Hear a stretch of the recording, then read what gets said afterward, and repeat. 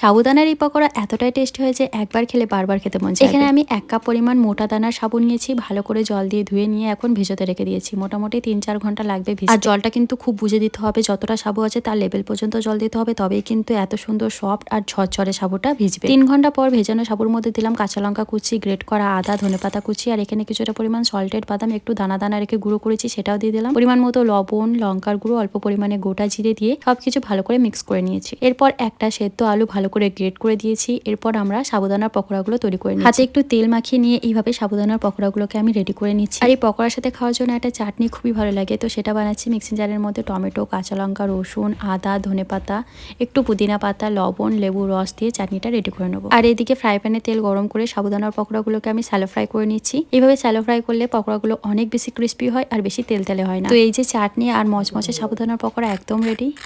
আওয়াজটা শুনে বুঝতেই পারলে এটা কতটা মচমচে হয়েছে।